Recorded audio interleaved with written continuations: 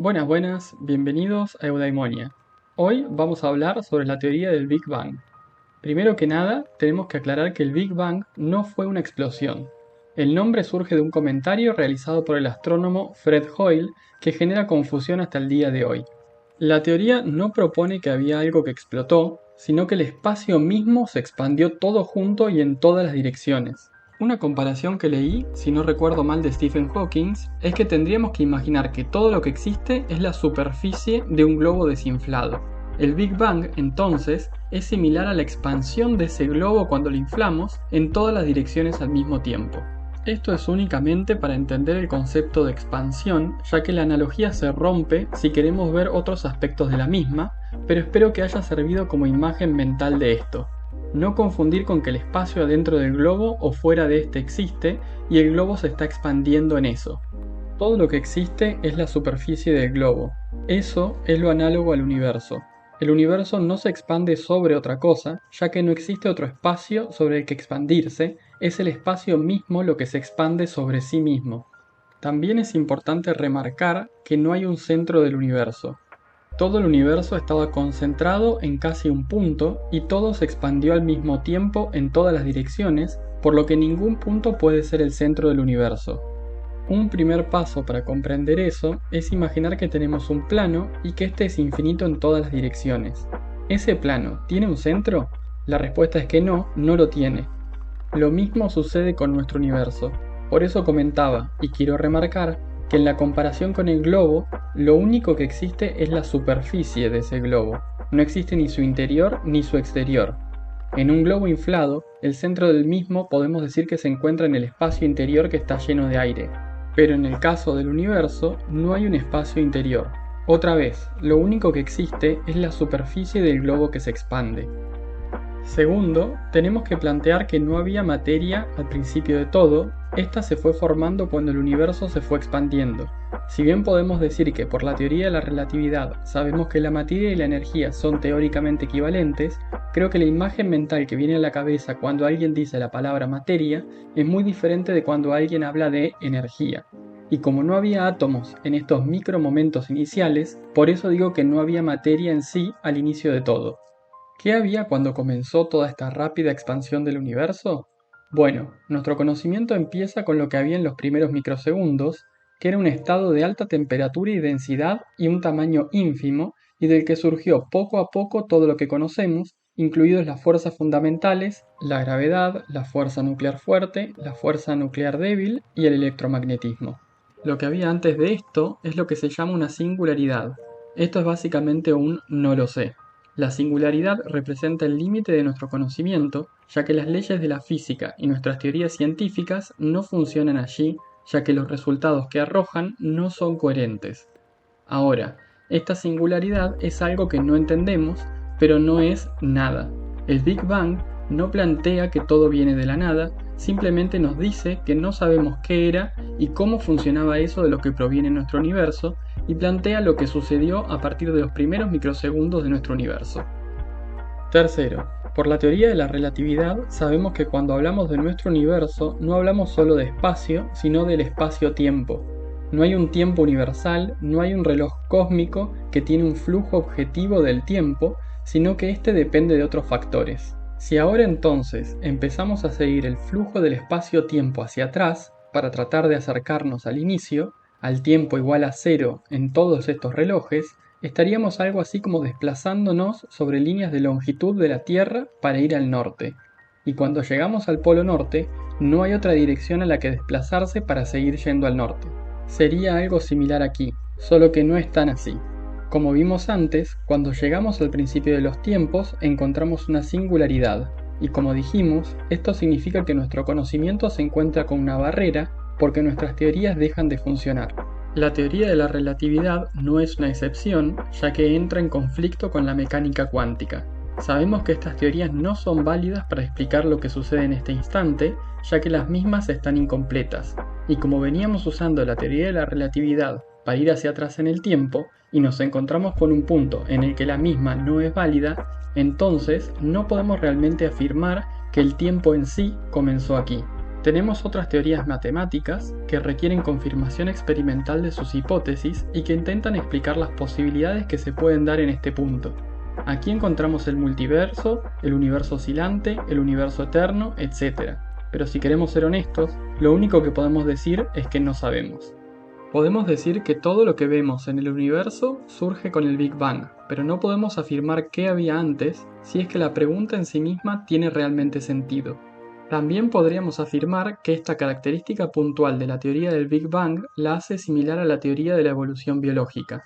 Esta última no explica ni intenta explicar cómo se originó la vida en sí, sino que describe cómo ésta se desarrolla luego de que ya tenemos algo con vida, y la teoría del Big Bang describe cómo se desarrolla el universo luego de que ya tenemos algo que existe. Supongo que las dos teorías sufren de malos entendidos en ese mismo punto. La teoría del Big Bang nos plantea que todo el universo visible estaba concentrado en un espacio infinitesimal, en un estado de alta temperatura y densidad. Ese espacio se expandió de forma extremadamente rápida, en donde entra en escena la teoría de la inflación cósmica, hasta que la energía que impulsaba esa expansión acelerada inicial dejó de actuar. Todo esto último es especulativo, pero a partir de ese estado encontramos la teoría del Big Bang clásica, que nos dice que el universo visible se está expandiendo cada vez más rápido. Hablo siempre del universo visible porque puede que el universo que está más allá de lo que podemos observar sea efectivamente infinito. Esto no lo sabemos. Por las mediciones que podemos tomar, parecería que el universo tiene una forma topológica plana, pero podría ser que en realidad la forma sea otra, y lo que sucede es que el universo es tan grande que en el diminuto espacio que ocupamos todo parece plano. Similar a cómo la superficie de la Tierra puede parecer plana a simple vista, pero en realidad no lo es. En lo que se refiere al universo, no podemos decir que sepamos con seguridad su topología exacta. La expansión del universo y la radiación de fondo de microondas, que fue una predicción de la teoría, confirman la misma, al menos en sus aspectos generales. Podemos recrear las condiciones iniciales del universo utilizando los aceleradores de partículas, y eso nos permite predecir lo que debe haber sucedido desde los primeros 10 elevado a la potencia de menos 32 segundos desde el tiempo igual a 0. Antes de eso, las fuerzas fundamentales dejan de estar separadas y se empiezan a juntar hasta llegar a una sola fuerza mientras más atrás vamos en el tiempo. Para poder confirmar lo que sucedió aquí, deberíamos poder hacer experimentos de mayor energía y estar más cerca de desarrollar una teoría del todo. En este punto quiero hacer un paréntesis y decir que a pesar de que sabemos que nuestras teorías están mal en cierto punto, lo más justo es decir que están incompletas. Sí, sabemos que la teoría de la relatividad y la mecánica cuántica no son confiables cuando queremos descifrar el principio de nuestro universo, pero eso significa que hay algo en nuestro entendimiento que nos falta. La teoría de la relatividad nos hizo darnos cuenta de que la teoría gravitatoria de Newton estaba incompleta, que era una simplificación, un caso particular de la teoría más englobadora de la relatividad.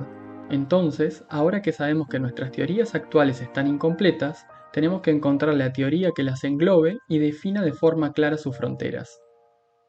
Volviendo a avanzar en el tiempo luego del Big Bang, tenemos que el universo pasó por las siguientes etapas, todo mientras este se expandía y enfriaba poco a poco. Primero, encontramos un estado similar al plasma con gluones y quarks.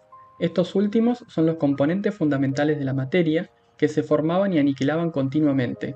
Poco a poco las fuerzas fundamentales se separaron en las que conocemos hoy y se empezaron a formar hadrones, que son la combinación de los quarks. Cuando llegamos más o menos al primer segundo desde el tiempo cero, tenemos la formación de átomos de hidrógeno y más adelante tendremos la formación de átomos de helio. A partir de aquí ya tenemos la formación de nubes gaseosas, que luego forman estrellas, galaxias, etc. En las estrellas se forman átomos más pesados y cuando éstas llegan al final de su vida, esos elementos son expulsados y así se forma todo el resto de lo que vemos hoy. Cuando miramos al cielo, la luz tarda cierto tiempo en llegarnos. Por ejemplo, la luz del Sol tarda aproximadamente 8 minutos en llegarnos. Esto significa que el Sol que vemos es el Sol que existía 8 minutos atrás en el pasado. Y mientras más lejos miramos, más tarda la luz en llegarnos, por lo que más en el pasado vemos. Ni hablar de que como el universo se está expandiendo, la luz tarda cada vez más en llegarnos. Pero el punto al que quiero llegar es que como vemos una imagen del pasado, cuando observamos las galaxias y estrellas que están más lejos, podemos ver las diferentes etapas de formación de estas en nuestro universo. Así es como podemos reconstruir la historia de las cosas más grandes que hay en el mismo. Combinándolo con lo que podemos ver en los aceleradores de partículas, es como logramos reconstruir la historia de nuestro universo. Hay mucho más por entender y descubrir, y hay mucha información sobre todo esto, al mismo tiempo que tenemos muchas hipótesis que buscan completar las teorías científicas que tenemos. Espero que igualmente esto haya alcanzado para hacer una introducción a estos temas y que alimente la curiosidad de todos por saber más sobre los mismos y que quizás haya ayudado a corregir algunos conceptos erróneos que se tienen sobre esta teoría en la cultura popular. En la descripción del video pueden encontrar muchas referencias que tomé para hacer el mismo. Muchos son videos de más de 10 minutos, por lo que van a encontrar muchísima más información de la que hay en este video, que intenta resumir lo máximo posible todo eso. Traté de ser lo más cuidadoso que me fue posible con el lenguaje utilizado aquí, y en algunos de estos videos no lo son para nada, así que estén alertas cuando los escuchen. En fin, espero que me corrijan en los comentarios si me expresé mal o estaba equivocado en algún punto, y que comenten si había algo que no sabían o no tenían en claro, pero que este video les ayudó a entender un poco más. No se olviden de suscribirse, darle clic al like y la campanita, y de compartir este video si les pareció interesante el mismo y el canal. Que la humanidad siga mejorando. Hasta la próxima.